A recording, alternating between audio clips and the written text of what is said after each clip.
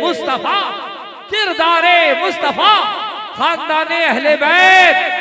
अल्लामा मुफ्ती शहरियार अपने बच्चों को बता दे कि नमाज के साइंटिफिक बेनिफिट क्या है। अपने बच्चों को बता दे कि नमाज पढ़ने के जिस्मानी फवायद क्या है। आज हमारा 18 साल का जवान, उसका गाल धंसा हुआ होता है, उसकी आंखें अंदर धंसी हुई होती हैं। क्यों?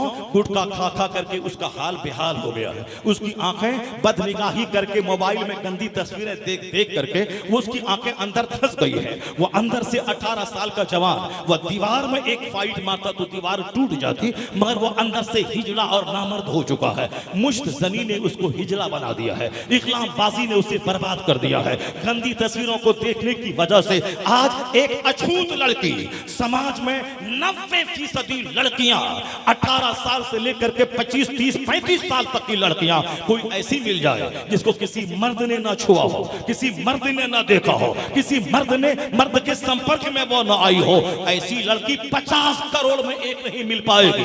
क्योंकि समाज का कल्चर ऐसा हो गया है कि साहब वो लड़का कोई लड़का है जिसकी कोई गर्लफ्रेंड ना हो, वो लड़की कोई लड़की है जिसका कोई बॉयफ्रेंड ना हो। ये बता दें, शादी से पहले जो लड़का इस तरह से गंदे ताल्लुकात कायम कर चुका हो, जो वो लड़की जो शादी से पहले गंदे ताल्लुकात कायम कर चुकी हो, उन दोनों यूज्ड का बच्चा जो पैदा होगा, वो बच्चा कैसा पैदा होगा, वो बच्चा किस तरह से महायूज्ड होगा, वो बच्चा किस तरह से महापापी होगा।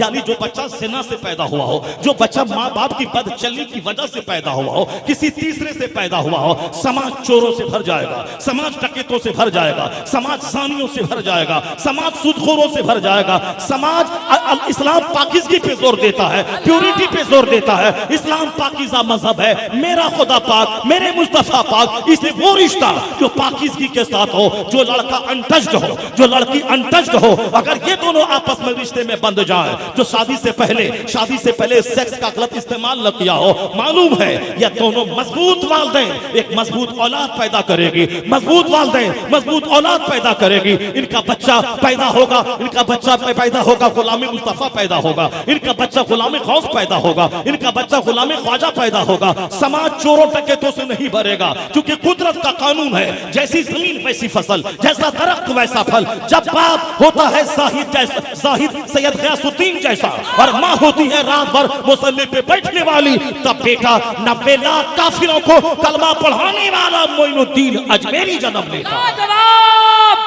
जिंदाबाद। अरे मुफ्ती साहब लाजवाब, क्या खिताब हो रहा है, वाह वाह वाह। मेरी कौम, आज समाज जो है जहां जिस राह पे खड़ा है, आज सिर्फ दौलत कमाने के जुनून को दिमाग से हटा दे।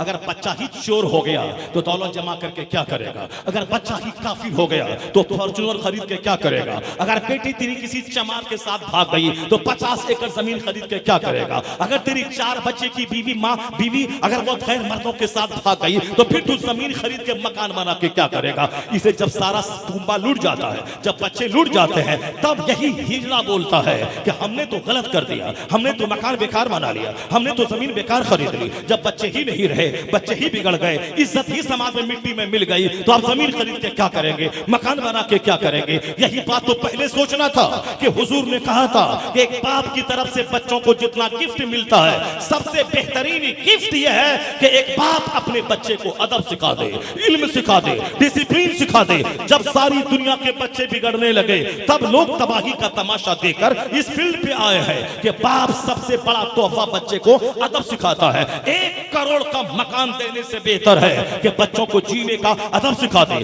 कैसे जीना है, कैसे खाना है, कैसे कमाना है, कैसे किस रास्ते में माल खर्च करना है। एक डिसिप्लिन सिखा देना 1 खरब के मकान से बेहतर है। अमेरिका आज बोल रहा है, चाइना आज बोल रहा है, इंडिया आज बोल रहा है, मगर मेरे मुस्तफा 1400 साल पहले कहे हैं, मा मिन मौलूदिन, यानी फरमान हला मान हला वालिदुन वलदहु मिन नहलिन अफज़ल मिन अदबिन हसन। एक बाप अपनी औलाद को जितना गिफ्ट देता है, अच्छा अदब सिखाने से बेहतर कोई गिफ्ट नहीं है, कोई तोहफा नहीं है। तो जहां वैज्ञानिकों की नजर आज गई है, वहां मेरे मुस्तफा की नजर 1500 साल पहले गई है। मुस्तफा चाहते हैं, मुस्तफा चाहते कि मेरी बेटी बाहया हो, मुस्तफा चाहते हैं कि मेरा बेटा बाहया हो। हुजूर चाहते हैं कि हमारे समाज में गरीबी रहे मगर अमन रहे, चैन रहे, मोहब्बत का माहौल रहे, सारे लोग मोहब्बत के साथ रहे। यहाँ खरबों का घर है, दिल उजड़ा हुआ है, सब एक दूसरे से अलग है, सब पीठ में खंजर ठोकने को तैयार है। अब समाज में दिल नहीं लग रहा है।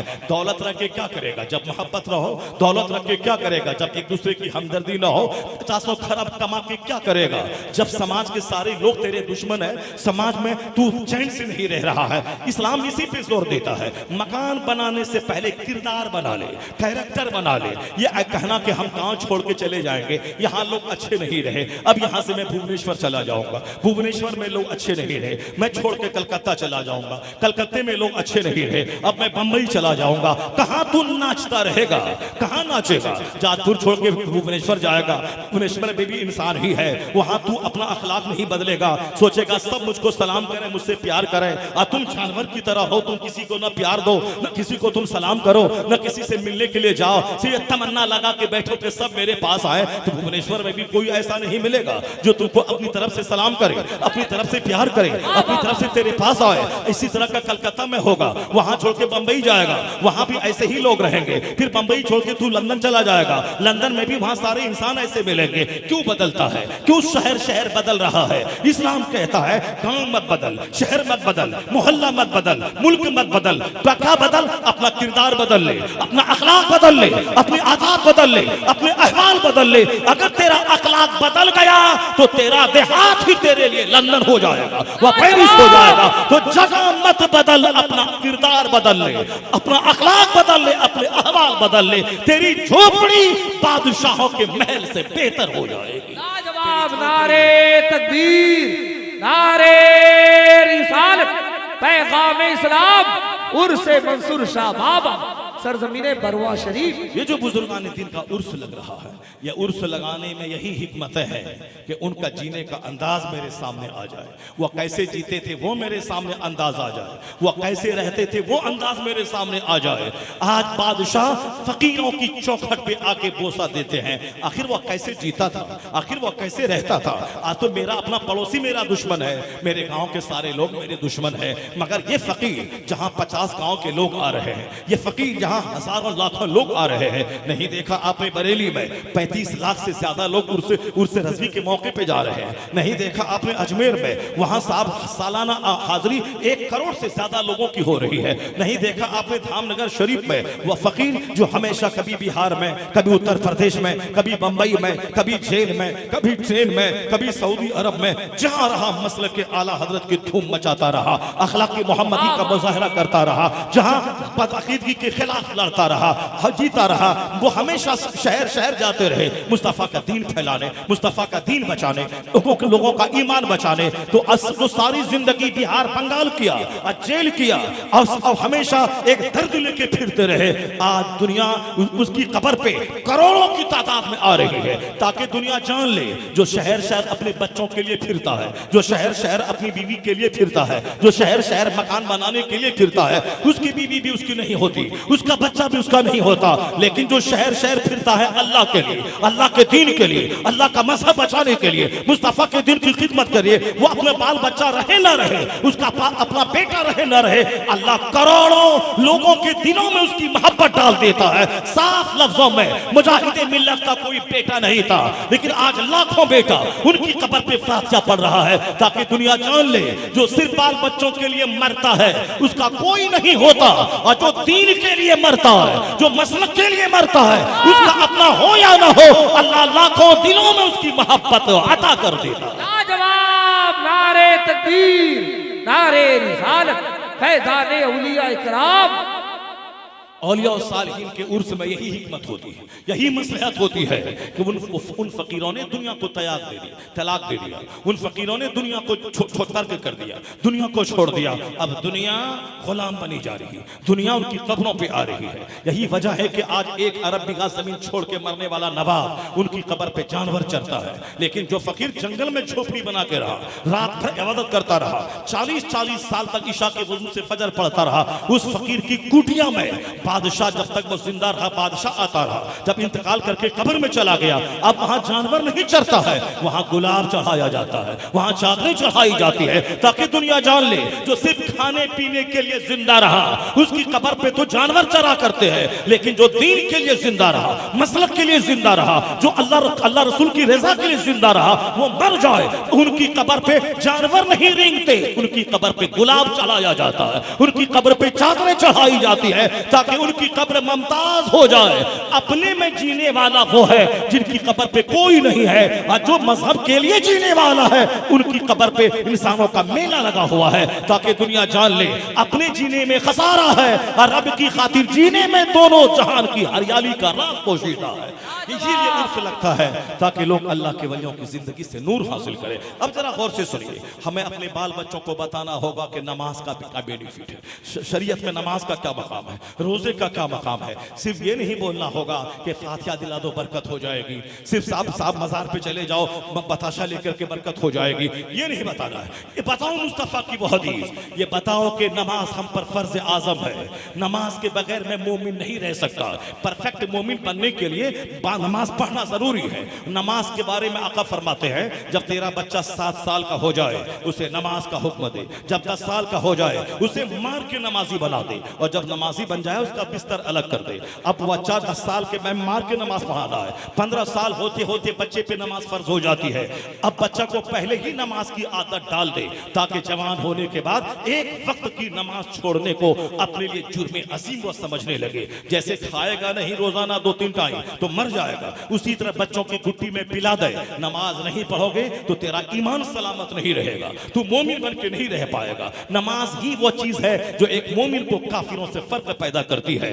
बैनल अब्द वल कुफ्र तर्कुस सलाह, एक मोमिन और काफिर के दरमियान जो चीज फर्क पैदा करती है ये तर्क सलात है। नमाज पढ़ने वाला मोमिन, नमाज छोड़ने वाला वो परफेक्ट मोमिन हो ही नहीं सकता है। नमाज पंजगाना फर्ज आजम है, ताकि बच्चा खेत में भी जाए नमाज पढ़े, स्कूल में भी जाए नमाज पढ़े, कंपटीशन की तैयारी करे नमाज पढ़े, मेडिकल की तैयारी करे नमाज पढ़े, वो नीट निकाले नमाज पढ़े। आज जो मुसलमानों का एक बड़ा तबका जो नमाज से दूर है, वो हुजूर की इस हदीस पर अमल नहीं करता। वो समझते जैसे हिंदुओं के यहाँ है, जब बंदा बूढ़ा हो जाता है तब वो घंटी लेके बैठता है, वो घंटी बजाता है, अब कोई काम नहीं है। उसके यहाँ कल्चर है जवान लोग मंदिर में जाए, ये नहीं है, बल्कि बूढ़े लोग जाए, बूढ़े लोग घंटी बजाए, बूढ़े लोगों को कोई काम नहीं रहा था वो झाल बजाते रहे, ये उनका मजहब है। हमारा मजहब ये नहीं है। हमारा मजहब कहता है तेरी पैदाइश हुई है, पैदाइश का मकसद ही अल्लाह की इबादत करना है। ये जमीन आसमान सारी चीजें तेरे लिए है, और तू पैदा हुआ है रब की इबादत करने के लिए।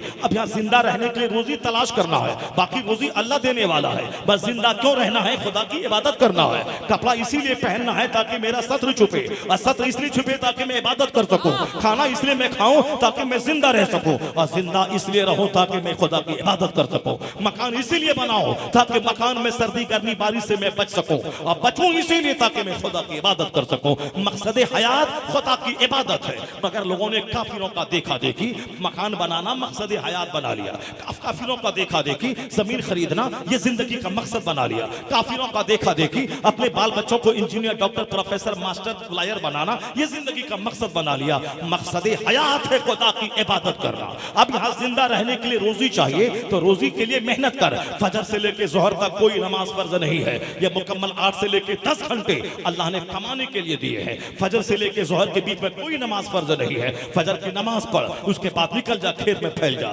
दुकान में चला जा, फैक्ट्री में चला जा, स्कूल चला जा, जाओ हर अपना काम काज कर, ताकि रोजी तलाश कर। इस बीच में कोई नमाज नहीं है। ये काम का टाइम है, स्कूल का टाइम है, खाने पीने का टाइम है, ये टाइम है स्कूल जाने का, खेती बाड़ी करने का, वतन से बेवतन होकर रोजी तलाश करने का। अब जोहर का टाइम आ जाए तो जो अल्लाह 8 घंटे काम करने की ताकत दिया है उस रब को सजदा कर ले। जो अल्लाह 8 घंटे तक काम करने के लिए सूरज की रोशनी दिया है उस रब को सजदा कर ले, जोहर की नमाज पढ़ ले। फिर उसके बाद 4 घंटे कोई नमाज नहीं, उसके बाद अस्र है, इस बीच में काम कर, फिर अस्र के लिए आ जा, फिर 2 घंटे बाजार में काम कर, फिर मगरिब के लिए आ जा, फिर मगरिब के बाद ईशा की नमाज पढ़ने के बाद फौरी सो जा। अब ईशा की नमाज पढ़ने के बाद फजर तक कोई नमाज फर्ज नहीं है, ईशा तक कोई नमाज, ईशा के बाद फजर तक कोई नमाज फर्ज नहीं है। एक लंबी तू गहरी नींद ले ले, 8 घंटे की नींद ले ले, ताकि 8 घंटे की नींद लेगा तो तुम्हारी पिछली एनर्जी जो लॉस हुई है वो एनर्जी फिर वापस आ जाएगी। तुम्हारी रिफ्रेश हो जाओगे, दोबारा तरोताजा हो जाओगे, और फिर दोबारा सुबह उठोगे तो वही पुरानी ताकत तेरे पास आ जाएगी। कौन है 8 घंटे की नींद देने वाला? कौन है फजर से लेकर जोहर के बीच में कोई नमाज फर्ज न करके कामकाज करने का मौका देने वाला? बंदा सिर्फ गौर कर ले कि नमाज तरक्की की राह में रुकावट नहीं है। नमाज की वजह से तरक्की नहीं रुकती है। नमाज की वजह से बच्चे की इंजीनियरिंग और मेडिकल साइंस नहीं रुकती है। अलीगढ़ में मेरे इलाके का एक बच्चा एमबीबीएस कर रहा था। उसकी माँ जब भी फोन करती थी तो उनका क्लास पार्टनर, रूम पार्टनर कहता था कि वो तो नमाज पढ़ रहा है। माँ सोचती थी मैं मेडिकल की तैयारी, मैं उसे वहां मेडिकल करने भेजी हूं और ये वहां नमाज पढ़ रहा है, नमाज पढ़ता है। बाप कभी फोन करता तो रूम पार्टनर बोलता वो अभी कुरान की तिलावत कर रहा है। माँ परेशान रहती थी, बाप परेशान रहता था। बेटा कहता था अम्मी जान आप घबराएं नहीं, मैं पढ़ रहा हूं, मैं आपकी उम्मीदों पे खरा उतरूंगा। आप जो तमन्ना करते हैं कि मैं एक अच्छा डॉक्टर बनूं, मैं जरूर उतरूंगा, आप इस पर परेशान ना हो। ये बच्चा जानता था कि मैं डॉक्टर भी बन जाऊं, 50 करोड़ रुपए कमा लूं, लेकिन कितने दिन तक कमाऊंगा? 70-80 साल तक। उसके बाद मरने के बाद तो मुझको अल्लाह के यहाँ जाना है, वहां तो हिसाब देना है। फिर ये मेडिकल की तैयारी या 10 घंटे तक पढ़ाई या 18 घंटे की स्टडी हमें वहां क्या काम देगी? इसलिए हमें डॉक्टर बनना है, उसके लिए हमें 8 घंटे पढ़ना है, 10 घंटे पढ़ना है। मगर चूंकि मरने के बाद मुझको रब के पास जाना है, जहां सदा रहना है, जहां हमेशा रहना है। दुनिया में तो 70-80 साल रहना है, वहां तो सदा रहना है। इसलिए वहां रहने के लिए, वहां जन्नत जाने के लिए हमें नमाज तो पढ़ना होगा, हमें तो बुराई से बचना होगा, हमें तो निगाहों की हिफाजत करनी होगी, शर्मगाह की हिफाजत करनी होगी। वो बच्चा पढ़ता था और गुनाहों से बचता था, और जहां वक्त मिलता नमाज जोहर असर मगरिब पढ़ता था। माँ बाप परेशान थे ये क्या करेगा, लेकिन मालूम होना चाहिए कि वो बच्चा जब रिजल्ट निकाला, पूरे कॉलेज में सबसे टॉप रिजल्ट निकाला। क्यों? दूसरे के पास सिर्फ मेहनत थी, मगर इनके पास मेहनत भी थी और सजदा की बरकत भी थी। सजदा की बरकत थी तो दूसरे लोग 18 घंटे मेहनत करें, उनके पास मेहनत है, लेकिन जो 18 घंटे मेहनत करें वो सजदा भी करें, अल्लाह के रब्बुल इज्जत के हुजूर सजदा करें। इधर से खुदा की मदद पहुंचेगी, उधर से उसकी मेहनत चलेगी, तो दूसरी कौमें बाद में कामयाब होंगी। मुस्तफा का गुलाम पहले कामयाब होगा। दूसरों के पास मेहनत है, उसके पास सजदा की बरकत नहीं है, नमाज की बरकत नहीं है। इसलिए वो बच्चे हमारे लुच्चे लफंगे जो मेडिकल कर रहे हैं, नमाज गायब है, इंजीनियरिंग कर रहे हैं, नमाज गायब है। यही वजह है कि 1 करोड़ में एक बच्चा कामयाब इंजीनियर बनता है। वो भी इक्का दुक्का, काफी लोग भी बनते हैं, ये भी बनता है। एक कामयाब इंजीनियर हर मुसलमान के घर में होना चाहिए। कामयाब डॉक्टर हर मुसलमान जो खाते पीते सबके घर में होना चाहिए। एक अच्छा IAS ऑफिसर हर गांव में होना चाहिए। एक अच्छा एडमिनिस्ट्रेटिव ऑफिसर हर गांव में होना चाहिए। लेकिन कैसे होगा? किसी के पास नमाज है तो मेहनत नहीं है, किसी के पास स्कूल कॉलेज की पढ़ाई है तो नमाज नहीं है। यहाँ हमारे यहाँ 2 तबका हो गया। एक वो है जो खालिस दरगाहों में बैठा हुआ है, कोई आए और चादर चढ़ाए 10 टका दे दे, अब वो हाथ में झाड़ू है उसको मारता है, चाहे 10 रुपया दे दे, मुजाफिर बना बैठा है। वो साहब कबर की चादर बेच के खाने वाला बन के बैठा है। अजमेर में जाके देखे जवान लड़का, गोरा नारा लड़का, वो मुजाफिरों का बेटा जिसको IAS ऑफिसर बनना था, जिसको आर्मी में जाना था, जिसको जज बनना था, जिसको समाज की सेवा करनी थी, समाज की खिदमत करनी थी, वो मुजाफिर बन के बैठ गया है। वो साहब पकड़ के लाता है, रजिस्टर में नाम लिखवाता है और 2 पैसे लेता है, उसी में खुश हो जाता है। और रोजाना हजारों लोग आते हैं, 2-4 पैसे मिल गया तो एक मकान 2-4 साल में खरीद लिया, मस्त रहता है, मैंने मकान खरीद लिया, यानी मकान खरीद लिया, मस्त हो गया। समाज की सेवा कौन करेगा? अब जज की कुर्सी पे बैठा है गैर, पुलिस में बैठा है गैर, आर्मी में बैठा है गैर, DM की कुर्सी पे बैठा है गैर। अब जब तेरा मामला वहां जाता है, वो तुम्हारी दाढ़ी का मजाक उड़ाता है, तेरे सजदे का मजाक उड़ाता है। वो साहब अपने दिल में जो इस्लाम के ताल्लुक से दुश्मनी है उसकी वह भड़ास निकालता है। वो चाहता है कोई ऐसा लिंक लगा दे जिससे इसकी मस्जिद खतरे में पड़ जाए, इनका मदरसे खतरे में पड़ जाए, कानूनी तौर पर इनको लाचार और बेचारा में बना दो। आज जरूरत है कि तेरा बच्चा जज बने, तेरा बच्चा बैरिस्टर बने, तेरा बच्चा लायर बने, और फिर वो लायर काफिरों की तरह लायर न बने, नमाज छोड़ के न बने, रोजा छोड़ के न बने, ज़कात छोड़ के न बने, बल्कि नमाजी लायर बने, नमाजी डॉक्टर बने, नमाजी इंजीनियर बने, नमाजी मास्टर बने, ताकि दुनिया भी साथ में रहे, आखिरत भी साथ में रहे। और जब कौम का मसला आ जाए तो उनके सीने में कौम की हमदर्दी हो, कौम का हमदर्दी हो, कौम के फलाह और बहबूद का काम कर सके।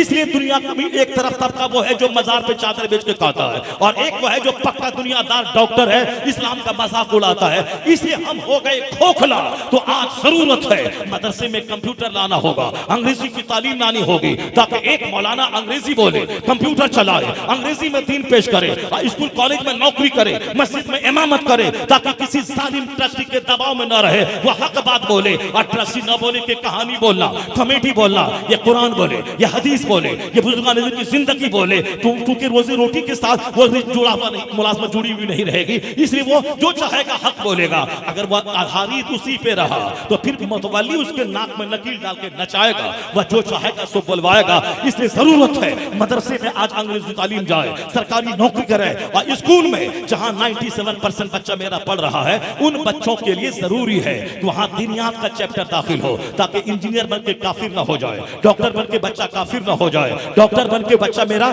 काफिरों की गोद में झूलने लगे, इस्लाम को बदनाम न करे। वहां दीनियात का चैप्टर रहे और यहाँ दुनियावी तालीम का चैप्टर रहे, ताकि एक मौलवी अंग्रेजी बोलने वाला मौलवी बने और एक इंजीनियर नमाजी इंजीनियर बने। फिर क्या होगा? हर तरफ इस्लाम का दबदबा होगा, हर तरफ इस्लाम की बहारें होंगी। जब इस्लाम की बहारें होंगी तो मौलवी का दफ्तर ही इस्लाम की तबलीग का मरकज ना होगा। जब एक डीएम वो खुद इस्लामिक मजाज का होगा तो डीएम का दफ्तर भी इस्लाम की तबलीग का मरकज बन जाएगा, डीएम का दफ्तर भी इस्लाम की तबलीग का मरकज बन जाएगा। इसलिए जरूरत है कि अपने बच्चों को बता दे कि दुनिया में जिंदा रहने के लिए आपको रोजी रोटी तलाश करनी होगी। दुनिया में जिंदा रहने के लिए रोजी देने वाला अल्लाह है, मगर आपको तो दुकान में बैठना होगा, आपको तो बिजनेस करना होगा, आपको तो साहब पढ़ाई करनी होगी, आपको तो नौकरी लड़ के लेना होगा, कंपटीशन फेस करना होगा। तो रोजी देने वाला अल्लाह है, मगर मेहनत आपको करनी होगी। रोजी देने वाला अल्लाह है, मगर आपको दुकान जाना होगा। रोजी देने वाला अल्लाह है, मगर आपको खेत में जाना होगा। तो फिर आप आखिरत के बारे में क्यों सोच लिया कि जहां 18 घंटे मेहनत करने के बाद तब नौकरी मिलती है, तो सिर्फ बताशा पे फातिहा दिलाने के बाद जन्नत मिल जाती है, सिर्फ लोहबान सुलगाने के बाद जन्नत मिल जाती है, सिर्फ कब्र में धागा बांधने के बाद जन्नत मिल जाती है, और धागा बांधने के बाद जन्नत मिल जाती है,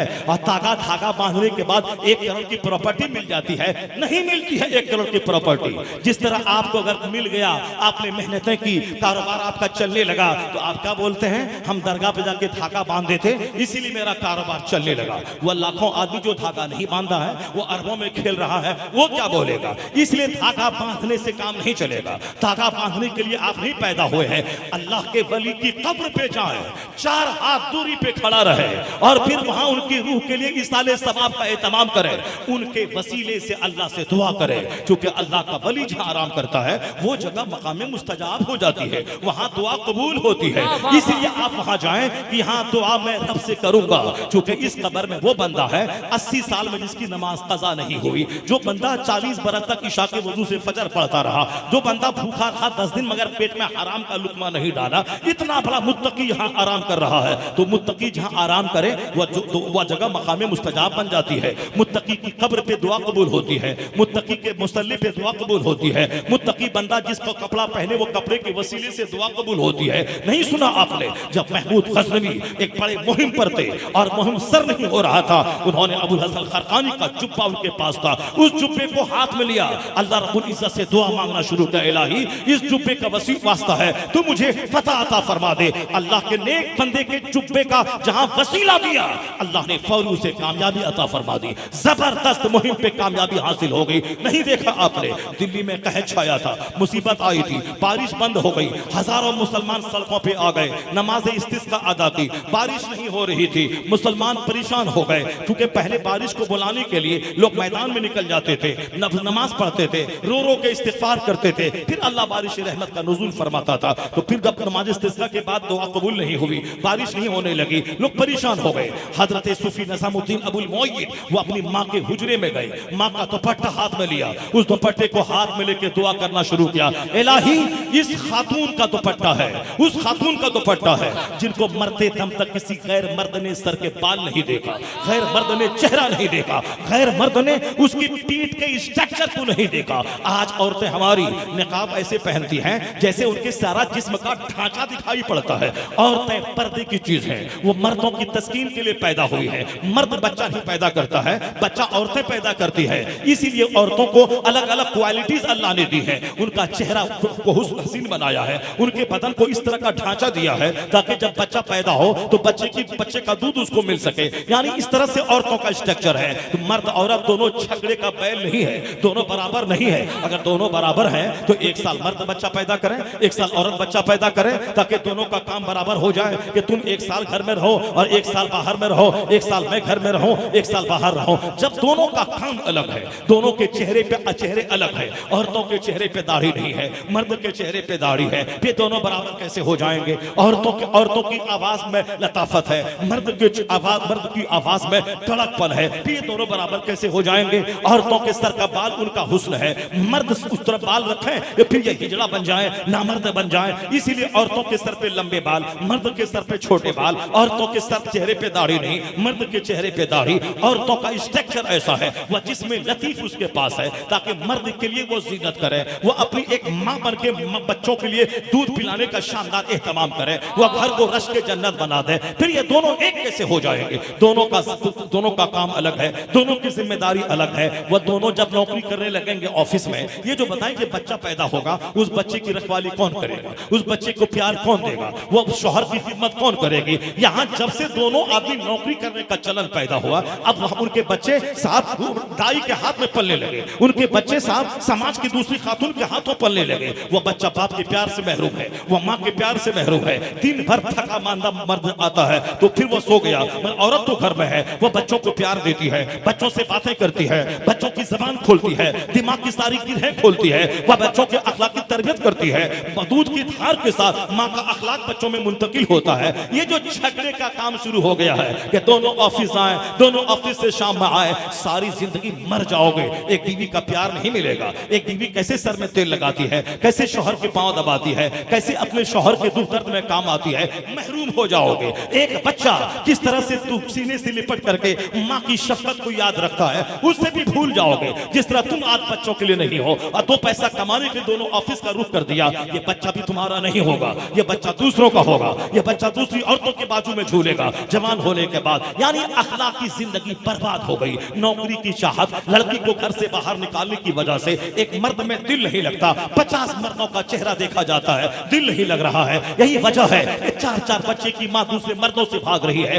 पहले जमाने में औरतें जब जवान होती थी तो वो अपनी आंखें शौहर को देखती थी, जवान होने के बाद उसकी आंख शौहर का दीदार करती थी, वह शौहर को ही पूंजी समझती थी, शौहर के प्यार की भूखी रहती थी। वो अजनबी मर्दों को नहीं देखती थी, अजनबी मर्दों से दिल नहीं लगाती थी। तो उनके घर में गरीबी रहती थी, मगर बादशाहों जैसा सुकून अल्लाह देता था। उनके बाल बच्चे माँ बाप का पांव चूम कर, माँ बाप के चेहरे को देखकर हज मबरूर की सादत हासिल करते थे। माँ बाप को बुढ़ापे में सहारा मिलता था औलाद से। आज औलाद उजड़ गई, इसमें ये साहब जींस टी शर्ट पहन के दूसरे मर्दों का मुंह देख करके तो पैसा कमा करके ये घर से बाहर जाने वाली खवातीन ने इस तरह का मसला समाज में खड़ा कर दिया। सुकून खत्म हो गया, तलाक ज्यादा होने लगी, खुला के वारदात ज्यादा होने लगे। नमाज का मसला कोई नहीं पूछ रहा है, तलाक के बारे में इदारे शरिया का सारा रजिस्टर भरा हुआ है। इसलिए मैं कहना चाहता हूँ, औरतें जिस काम के लिए पैदा हुई है वो काम करें, मर्द जिस काम के लिए पैदा हुआ वो काम करें। मर्द किस काम के लिए पैदा हुआ है? यहाँ तो गरीब घराने की सड़ी हुई बेटियां, वो भी साहब दिमाग में ऐश पाल रही है। यहाँ गरीब घराने का सड़ा हुआ बेटा गुटखाखोर, बेनमाजी और औरतों की तरह लिबास पहनने वाला, औरतों की तरह लंबा बाल रख के रबर डालने वाला, ये भी समाज के लिए बोझ बन रहा है। मगर वो जमाना याद करे जहाँ का मर्द बाहया होता था, जिस जमाने की औरतें बाहया होती थी, जिस जमाने में मालदारों के घर में भी तहज्जुद गुजारी होती थी, मालदारों की बेटियां भी तहज्जुद गुजार इफ़्फ़त माफ होती थी, उनके दिमाग में भी दीनदारी और जन्नत का नशा होता था। किस तरह समाज बदल गया, जरा मुलाहजा कीजिए। जिस तरह आज हमारे यहाँ बंबई है, हमारे यहाँ भुवनेश्वर है, हमारे यहाँ कलकत्ता है, उसी तरह इराक के इलाके में बसरा का नाम सुना होगा, कूफा का नाम सुना होगा, कूफा का नाम सुना होगा। बसरा के देहात में एक मालदार आदमी का बाग है, वह बाग करोड़ों का बाग है, यानी इसमें हजारों खजूर और अंगूर के पेड़ लगे हुए हैं। जिस तरह आज भी शहर में का माहौल प्रदूषित हो रहा है और लोग देहातों में अपना फार्म हाउस खोल रहे हैं। ये जमाना आज से 1000-1200 साल पहले की बात है। उस जमाने में देहातों में खेत होते थे, उस खेत में बागात होते थे। चुनांचे बसरा शहर का एक मालदार अपना बाग देहात में बनवाया था। अब उस बाग की रखवाली के लिए एक शख्स उन्होंने डिप्यूट किया था। उस शख्स का नाम था अब्दुल्ला। उस शख्स का नाम मुबारक था। मुबारक साहब वहां रहते थे, बाग की रखवाली करते थे। गांव देहात की फजाओं में इबादत करने का बड़ा मजाज होता है। वह नौकर भी वहां में रात में तहज्जुद पढ़ता था, नमाज़े पंजगाना पढ़ता था, ईमानदारी से काम लेता था, वह बाहया बन के रहता था। गरीब है, मजदूर है, ज्यादा दौलत कमाने का नशा नहीं है, मगर इबादत करने का जबरदस्त मौका देहातों में मिलता है। शहरों में इंतशार है, शहरों में पोल्यूशन है, शहरों में हंगामा है, शहरों में साथ अलग अलग इलाके के लोग हैं, हंगामा। इबादतें जो देहातों में होती हैं, स्कूल कॉलेज मदरसा का कायम करने का मजाज जो देहातों में होता है वह शहरों में नहीं होता। चुनांचे मुबारक नाम का वो शख्स उस बाग की रखवाली करता था, नमाजें पंजगाना पाबंदी से पढ़ता था। मैं इतना बड़ा ईमानदार था कि साहब उस बाग में कोई चोर न घुसे और खुद अपनी तरफ से उस बाग में कोई हक तलफी न हो, ईमानदारी से रहता था। शहर का वो मालिक गाहे बगाहे हफ्ता 10 दिन में वो देहात